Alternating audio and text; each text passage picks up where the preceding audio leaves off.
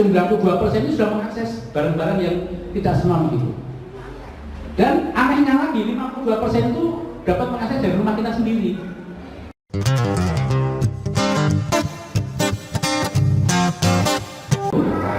Oke, lanjut ya. Oke.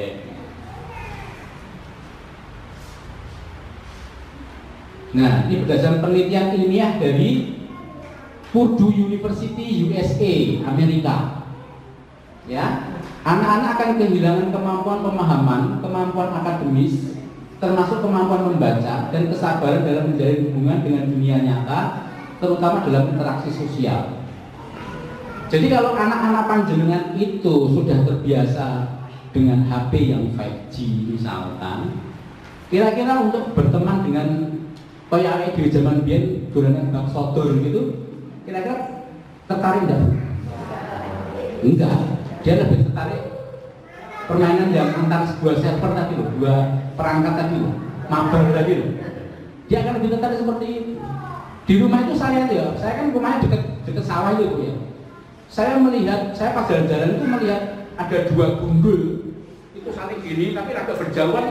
Kalau soal rame banget ini apa? Saya juga curiga, oh foto kayak tahu. Ternyata ya timur, mabar gimana. Dan dia lebih asik seperti itu daripada kumpul-kumpul bocah seperti dulu itu. Main gobek sodor, main camanda tahu nggak camanda? Nggak tahu ya, camnom rantung, bumi mungkin itu ya. Terus kemudian mainan karet itu, ya.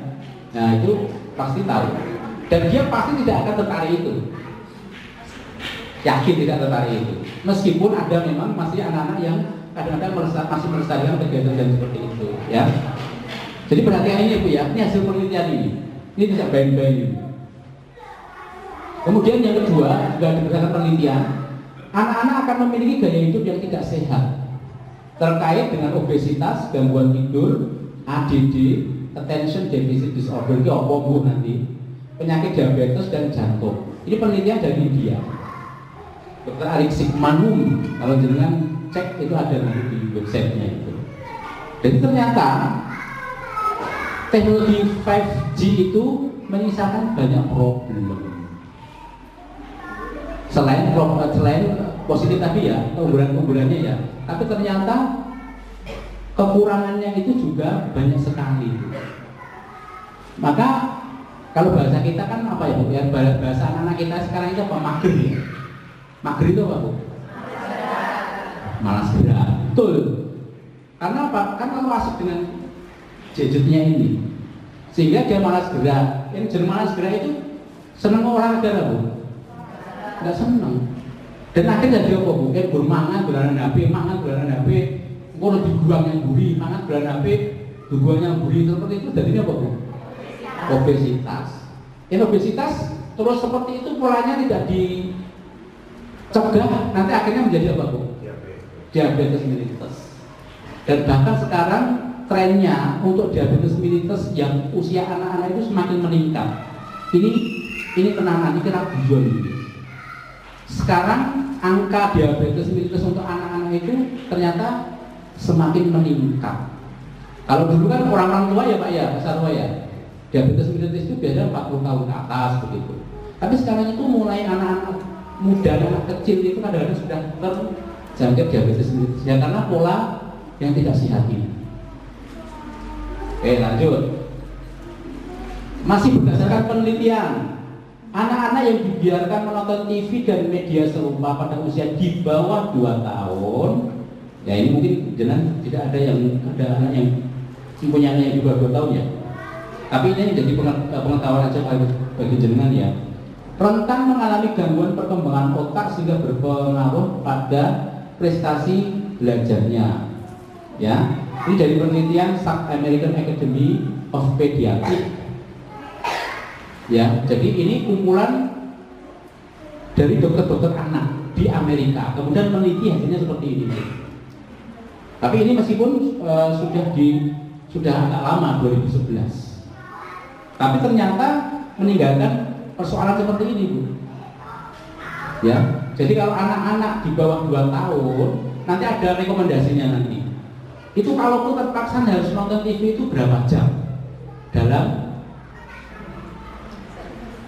bukan 1 hari, dalam 1 minggu. Nah, nanti ada usianya, nanti diatur kalau usia segini dannya berapa, usia segini banyak gitu. Masih berdasarkan penelitian, pokoknya hasil penelitian. Jadi orang leworo, balita di bawah usia 3 tahun yang terlalu sering nonton TV dan media sejenisnya akan mengalami gangguan bicara, menghambat kemampuan membaca secara verbal berarti ngomongan, ya, maupun pemahaman, serta menghambat kemampuan berekspresi melalui tulisan.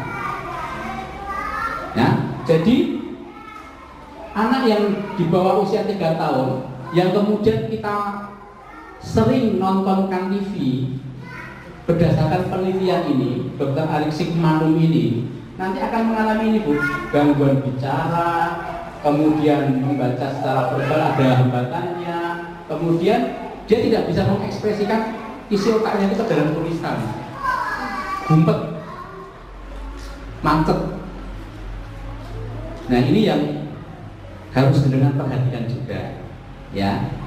Anak-anak usia di bawah 3 tahun, kalau sering kita ajak nonton TV, ternyata berdasarkan penelitian Dr. Alex Sigmanum itu akan berdampak seperti itu. Ya, oke. Wah ternyata anakku enggak, Pak Ben tak ajak dino nonton TV, tapi ternyata biasa-biasa wae. Ya syukur, alhamdulillah biasa-biasa wae kan sederhana seperti itu Bu. Tetapi gejala seperti itu sudah ada.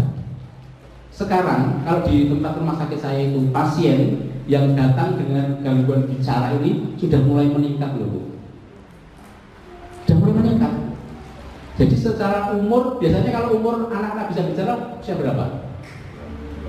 Berapa Bu? 1 tahunan sudah bicara ya biasanya, normalnya ya. Sekarang ini anak 3 tahun aja belum bicara, masih masih 1 vokal. Untuk mengatakan ayah atau bunda saja sulit sekali. Ya, jadi harus melalui psikoterapi anak itu relatif lama baru bisa. Ya. Lanjut, masih berdasarkan penelitian. Hasil penelitian para ilmuwan yang tergabung dalam AAP, American Academy of Pediatrics, dalam jurnalnya November 2011 menghimbau bahwa menonton TV dan media sejenis dilarang untuk anak usia di bawah 2 tahun mengganggu proses perkembangannya. Maksud dari proses perkembangannya itu adalah perkembangan otaknya. Perkembangan otaknya. Jadi ada keterhambatan pertumbuhan. Delay. Mundur. Harusnya dia bisa pada umur 1 misalkan bicara tadi ya, umur 1 tahun dia mundur 3 tahun, baru kemudian di psikoterapi terus ada intervensi klinis terus, itu baru nanti bisa menjalankan fungsinya. Lanjut, masih berdasarkan penelitian lagi, sebesar 90% anak-anak usia 8-16 tahun yang menggunakan internet membuka berbagai bentuk macam pornografi, ya, sehingga menimbulkan kecenderungan untuk mencontoh dan mempraktikkan dalam kehidupan sehari-hari. London School of Economics 2002. Tapi sudah lama ini. Penelitian sudah lama dan perlu diupdate lagi. Tapi ini sebagai wawasan dulu saja bahwa ternyata di usia 8-16 tahun itu 90% sudah mengakses porno. Nanti akan saya tampilkan yang update yang di Indonesia. Ini kan di luar nih. Yang di Indonesia itu nanti lebih ngeri lagi Bu. Nanti yang memiliki adalah psikolog yang namanya Eli Risman. Tahu tidak Ibu Eli Risman? Tahu ya Bu ya? Nah itu nanti akan mengupdate penelitiannya itu dan kemudian hasilnya lebih mengerikan lagi. Jadi ini jangan waspada ya. Umur 8-16 kan anak-anak kita nih, betul enggak? Sekitar ini kan menjadi anak kita ya. Menurut penelitian ini 90% itu sudah terpapar pornografi. Ya. Lanjut. Nah, bahaya terbesar bagi pornografi apa? Kalau kita sudah tahu datanya bahwa 90% menurut penelitian tadi, anak-anak kita yang berumur 8-16 tahun itu sudah terpapar pornografi, Terus kemudian bahayanya apa Pak? Yang terpapar pornografi itu harus apa? Kan begitu pertanyaan selanjutnya Bu ya. Itu enggak Bu? Nah kira-kira apa Pak? Nah, ini harus saya tanya satu lagi nih. Satu bapak, satu ibu. Kira-kira apa Pak? Bapak yang pakai tas. Pak Sarwo, monggo silahkan. Mencoba yang ditonton. Wah itu bagus jawabannya. Jempol, jempol, jempol, jempol. Bos, kamu hebat bos. Betul Bu, Pak. Memang kalau tadi loh, kalau jenengan kan tahu tadi curiosity atau rasa ingin tahunya itu kan tinggi. Begitu ngerti barang-barang yang seperti itu, keinginan untuk mencoba juga tinggi. Benar kata Pak Sarwo itu. Nah, apalagi kira-kira yang kedua dari ibu-ibu. Ayo Bu, siapa Bu? Bahaya pornografi itu apa? Yang kedua. Ayo Bu Dwi. Apa Bu? Ngedeni loh Bu pornografi ini. Kira-kira apa bahayanya Bu? Kecanduan. Oke, kecanduan ini terus bentuk perilakunya apa Pak? Mengakses terus, ya adiksi. Benar, betul. Kalau Pak Sarwo tadi mengatakan dia ingin mencoba itu, tetapi kalau Pak siapa namanya Pak? Pak Ginanjar mengatakan dia akan ketagihan untuk melihat yang lain. Ya, oke kita lihat nanti sebelumnya. Nah ini pernyataan baru dari Ibu Eli Rismani ini, baru 2 tahun yang lalu, ya, masih termasuk terhitung masih baru. Jadi sebanyak 92%. Kalau tadi di London tadi kan 90% ya, 90% responden mengakui pernah mengakses media pornografi. Itu diambil contohnya sampelnya itu, ini jumlah anaknya usia 4 sampai 6 kelas 4 sampai kelas 6 dengan jumlah sampelnya 2.227. Itu ditemukan bahwa 92% responden itu mengakui telah mengakses media porno. Bayangkan Bu, SD kelas 4 bentuk kelas 6 itu wis ngakses porno. Terus sebanyak 52% jalan akses adalah dari rumah sendiri. Bayangkan Pak, itu kita sampingi loh, kita dampingi anak-anak itu. Sampai pinter itu bisa mengakses porno, padahal itu kan sudah dilindungi ya Pak ya, diblokir ya dia. Tapi kan anak-anak kita juga paham VPN. Kita paham loh anak-anak kita kualitasnya tinggi banget kok, pengen tahu yang tinggi ya, cara menembus dia itu tahu. Ya, nah ini yang jenengan harus perhatikan. Ternyata anak kita lebih cerdas dari kita. Sehingga menurut penelitian ini 92% itu sudah mengakses barang-barang yang tidak senonoh itu. Dan anehnya lagi 52% itu dapat mengakses dari rumah kita sendiri. Coba bayangkan, 52%. Kemudian 18% bioskop, 10% rumah teman. Kemudian sumber media pornografinya adalah film, TV, 20%, situs internet 13%, game dan seterusnya ini. Ya, ini di tahun 2020, periode Januari sampai Desember. Berarti masih hangat. 2 tahun yang lalu termasuk penelitian itu masih hangat. Ya. Jadi masih update dan itu bisa kita pakai untuk melihat fenomena sosial kita.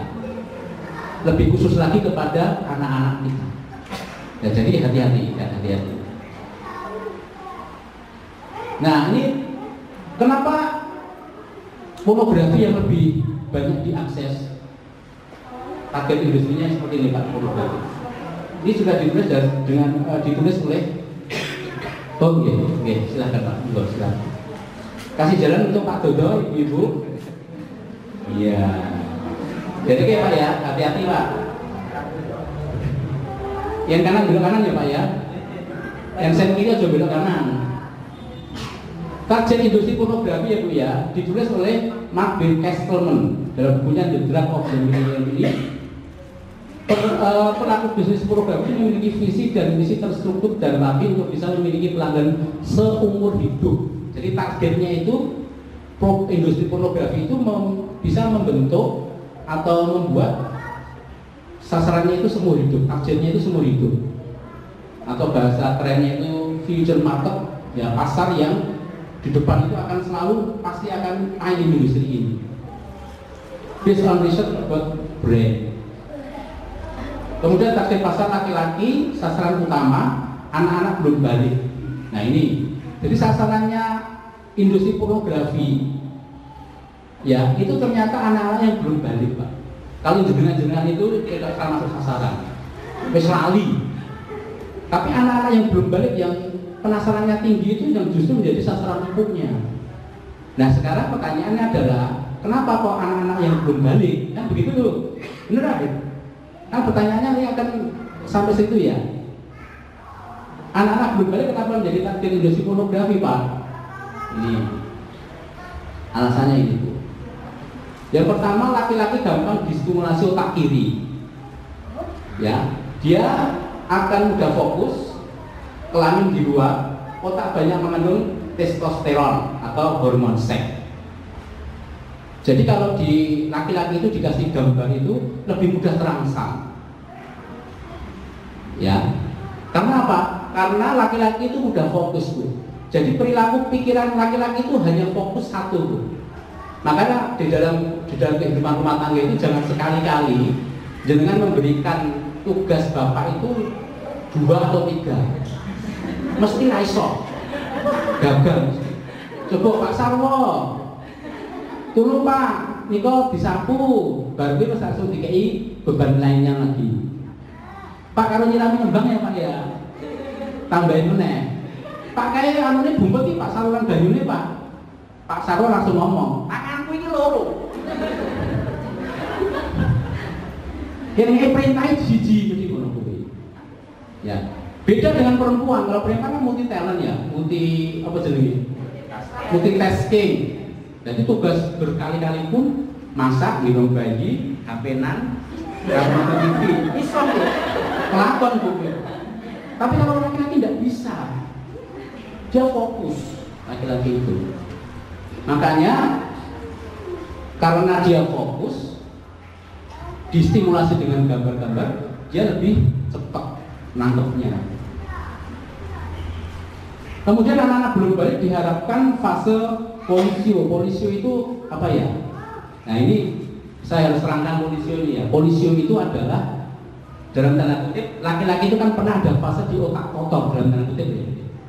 Otak kotor itu tertarik dengan lawan jenis, kemudian macam-macam timbul di otaknya. Paham ya sampai ini ya? Tidak usah saya teruskan ya. Tapi paham ya? Kemudian anak belum balik diharapkan fase polisio dilewati bukan secara alami. Berarti artinya polisio itu memang alami itu ada, dan itu tidak berdosa. Karena itu nanti akan masuk semuanya itu pada fase itu. Tetapi kalau untuk yang dia sering mengakses pornografi, maka fase polisio itu muncul karena terpapar pornografi itu. Ya. Kemudian otak anak menjadi perpustakaan porno. Kemudian berlanjut lagi mental anak menjadi mental porno. Kemudian berlanjut lagi menjadi adiksi, kata Pak Ginanjar tadi. Adiksi, pengen terus dan terus. Dan ini sebagai future marketnya industri porno. Nah ini jangan harus tahu ini. Jangan harus tahu ini.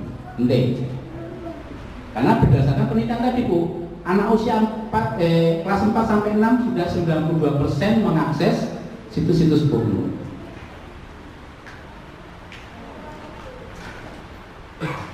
Nah terus pertanyaannya bagaimana dengan anak perempuan? Nah pelaku industri itu tidak bodoh Bu. Anak perempuan itu pasti berbeda dengan anak laki-laki. Kalau anak laki-laki seperti tadi yang kita sampaikan di awal, tapi kalau anak perempuan itu pendekatannya berbeda. Anak perempuan itu pendekatannya ini Bu. Karena anak perempuan itu cenderung ya, bukan kemudian tidak bisa murni ya, tapi cenderung tidak bisa distimulasi dengan gambar porno, maka ini strateginya lebih efektif dengan kata-kata. Ya, chat Facebook, Twitter, Yahoo Messenger, Line, dan kemudian ini caranya dengan selfie, sexting atau masturbasi. Ini kita karena ilmu kita sampaikan apa adanya, tidak perlu kita tutupi ya. Konjengan semua sudah dewasa semua. Ya. Kemudian artinya sexting itu apa, Bu? Ada yang bisa menjawab? Sexting itu apa? Tahu nggak? Mas aku mau muntuk lambemu sexting mudeng. Apa, Bu, kira-kira, Bu? Syafi tahu ya, Syafi ya? Tahu nggak? Tahu ya? Tahu ngomong dengan pelaku juga. Cekek. Ya kan? Terus, ya kalau masturbasi tidak usah kita bahas. Sexting ini aja. Sexting itu apa, Bu? Siapa mau? Bu siapa? Sinten, Bu? Asmanya, Bu?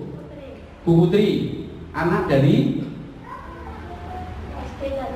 SD dan TK, Masya Allah. Dua-duanya di sini, Bu? Masya Allah, matur nuwun kepercayaannya. Oke, Bu Putri, sekarang apa, Bu, yang dimaksud dengan sexting itu, Bu? Perilaku seks. Maksudnya perilaku seks itu yang seperti apa maksudnya? Apa? Apa, Bu? Kira-kira apa? Ayo. Ini jangan harus tahu. Karena kadang-kadang gejala-gejala anak kita, gejala-gejala anak kita mungkin bukan anak-anak yang ada di sini lah. Insya Allah di sini aman, ya. Di luar sana, itu melakukan hal-hal seperti ini. Sexting itu apa? Ya, mengirim gambar, terus, iya betul, mengirim gambar yang berbau-bau pornografi, ya. Kemudian dikirimkan ke teman-temannya, apalagi teman cowok itu. Atau kalau tidak pornografi yang vulgar, yang semi vulgar lah, menontonkan apa begitu, terus kemudian di share dan seterusnya. Itu adalah perilaku sexting namanya, ya. Nah, anak perempuan itu akan mudah dipengaruhi dengan seperti ini caranya. Ibu-ibu itu kalau dirayu itu dengan kata-kata atau dengan tindakan? Senengin dengar.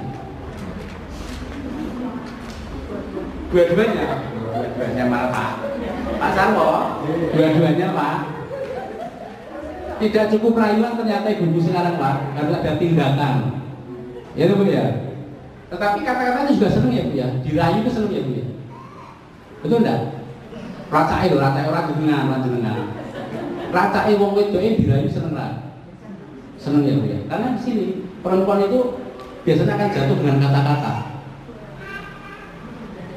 Nah, makanya Ustaz Hanas ini, beliau adalah selain Ustaz dia pujangga. Kata-kata itu, Bu, yang paling menjatuhkan bagi perempuan. Kemudian perilaku sexting, selfie dan seterusnya itu kan juga paling digemari perempuan, toh? Itu enggak? Iya, maka dia tidak kemudian seperti caranya laki-laki tadi, tapi dia lebih berfokus pada cara-cara seperti ini. Nah, ini sangat pintar memang industri porno seperti itu, Bu, sampai diperhatikan. Tapi kita sebagai industri kebaikan itu kan kok tidak sampai segitunya gitu. Aku juga heran sampai hari ini. Kita kok tidak berpikirnya dalam dating tentang kebaikan. Padahal tentang keburukan saja orang sudah sampai sedalam ini berpikirnya. Nah, ini ya yang perlu kita menjadi koreksi bagi kita. Lanjut.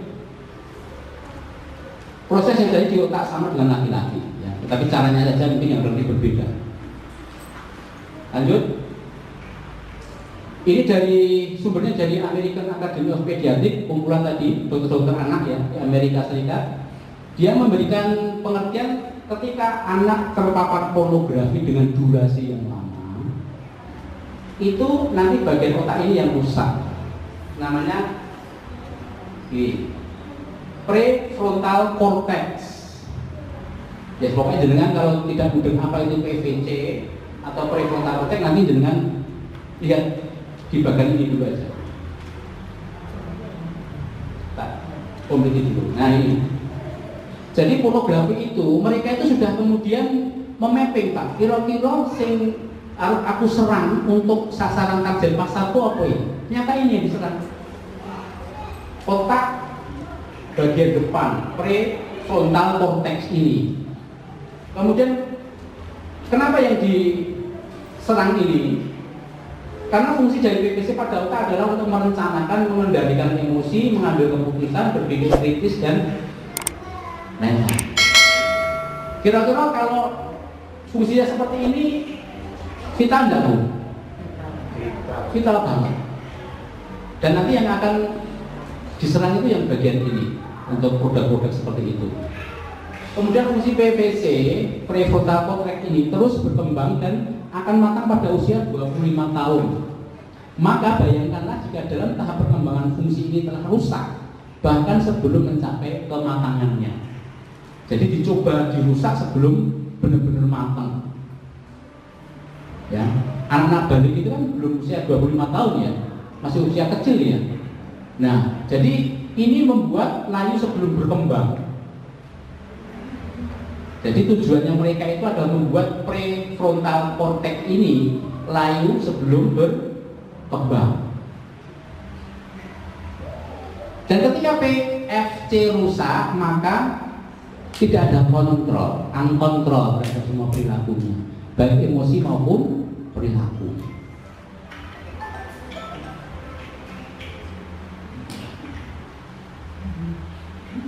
Nah, dampak emosi rusak itu adalah saya munculkan dulu. Satu, mudah marah, mudah melawan, berkata kasar, berkata keji. Nah, ini akibat dari PFC yang rusak itu. Kemudian impulsif. Impulsif itu apa, Bu? Ya, nanti dibahas nanti. Ya. Kemudian mudah berbohong, mudi. Mudi juga apa, Bu? Mudi. Apa, Bu? Ya, jadi naik turun, cepat naik turunnya mudi itu. Moodnya naik turun. Kemudian jorok. Jorok itu baik perilaku, bicara. Ya. Kemudian sulit berkonsentrasi, mudah menyalahkan orang lain, menutup diri secara emosional, prestasi akademik menurun, hilang empati, semuanya sendiri. Dan kemudian yang terakhir mudah terbawa arus pergaulan bebas, seks, narkoba maupun miras. Jadi kalau panjenengan semua itu menemukan ketika ada anak yang sudah masuk dalam pergaulan bebas dan dia menikmati itu, bukan karena terpleset loh ya, dia menikmati itu. Kemudian sudah terakses atau terpapar miras, narkoba. Kalau di foto brainnya, otaknya itu, di PPC-nya itu sudah mengalami kerusakan. Ini benar dan ini sudah dibuktikan, Pak. Jadi anak-anak yang punya komunitas itu, dalam tanda kutip anak-anak nakal itu, ketika di foto brainnya itu ternyata ada semacam apa ya, jendolan hitam gitu loh, apa namanya, nokta hitam. Nah, nokta hitam, bukan nokta hitam perkawinan loh ya, nokta hitam di brain yang kemudian itu yang menunjukkan kerusakan prefrontal cortex. Ya, ini dampak PC rusak.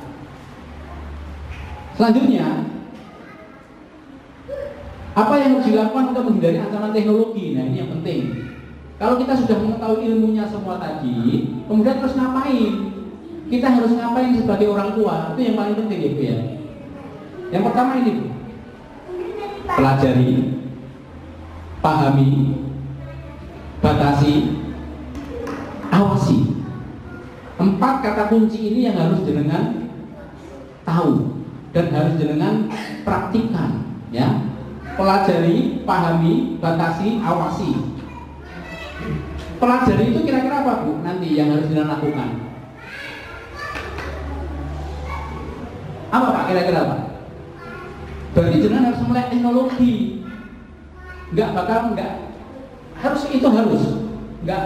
Nggak boleh kita itu sebagai orang tua nggak melek teknologi karena kita sudah berada di era 5G ini.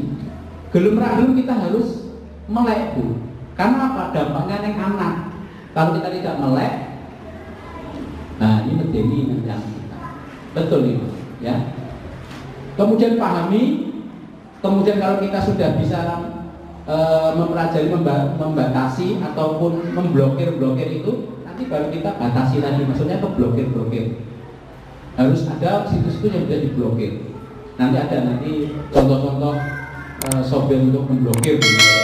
Kemudian batasi, awasi. Ya, ini ingat 4 kata ini, ya. Terus hal yang perlu diperhatikan menurut American Academy of Pediatrics ini, jauhi anak-anak yang berusia di bawah 3 tahun dari TV atau media teknologi, tadi sudah ya ini ya. Kemudian usia 3 sampai 7 tahun boleh menonton TV atau media sejenis maksimal 2 jam per minggu, yang saya katakan tadi ya, 2 jam per minggu untuk